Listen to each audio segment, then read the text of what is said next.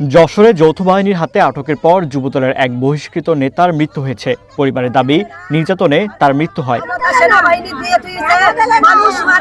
স্বজনরা জানান, বৃহস্পতিবার রাতে ওয়ালিউর রহমান উজ্জ্বলের বাড়িতে অভিযান চালায় যৌথ বাহিনী। এ সময় তল্লাশির নামে পুরো বাড়ি ভাঙচুর করা হয়। পরে থানায় নিয়ে তার নামে অস্ত্র ও মাদক মামলা দেওয়া হয়। অভিযানের সময় উজ্জ্বলের হাত মুখ বেঁধে রাত ৩টা থেকে ৫টা পর্যন্ত অমানসিক নির্যাতনের অভিযোগ করেছেন স্বজনরা। মারপিট করে, মারতে মারতে দেখা যায় এক পর্যায়ে ফজরে যখন আজান দেয় তখন তার মার বন্ধ করে। পাশাপাশি তার কাছ থেকে কোনো কিছু উদ্ধার হয়নি বা কোনো ইয়াবা, তারপরে অস্ত্র কোনো কিছু পায়নি। পরবর্তীতে শুনি নাকি তাকে হাসপাতালে নিয়ে যায়।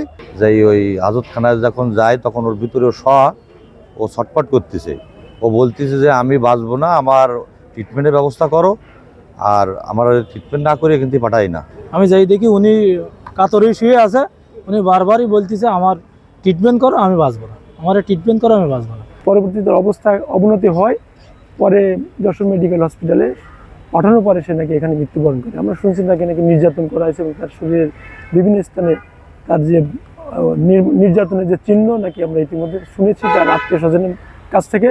তবে যশোর কেন্দ্রীয় কারাগারের জেলার আবিদ আহমেদ জানান, যৌথ বাহিনীর অভিযানে অস্ত্র, গুলি ও মাদক সহ উজ্জ্বল বিশ্বাসের সাথে আরও ৩ জনকে আটক করা হয়। শুক্রবার রাতে উজ্জ্বলকে কারাগারে পাঠানো হয়। এ সময় তিনি অসুস্থ ছিলেন। তার নথিতে উল্লেখ ছিল তিনি গণপিটুনির শিকার হয়েছেন। জেলার বলছেন, কারাগারে উজ্জ্বলকে যখন প্রশ্ন করা হয় তিনি স্বাভাবিকভাবেই তার উত্তর দিয়েছিলেন। হঠাৎ অসুস্থ হয়ে পড়লে তাকে কারা হাসপাতালে নেওয়া হয়। এরপর যশোর জেনারেল হাসপাতালে নেওয়া হলে চিকিৎসক তাকে মৃত ঘোষণা করেন। তারে আমরা ওই যে ওয়ারেন্টে যে কিছু লেখা থাকে এর বাইরেও আমরা তার কিছু প্রশ্ন জিজ্ঞেস করি, তার ওয়াইফের নাম, তার মোবাইল নাম্বার, বাচ্চা কাচ্চা কয়টা আছে না আছে, এগুলো আমরা তারা জিজ্ঞেস করি।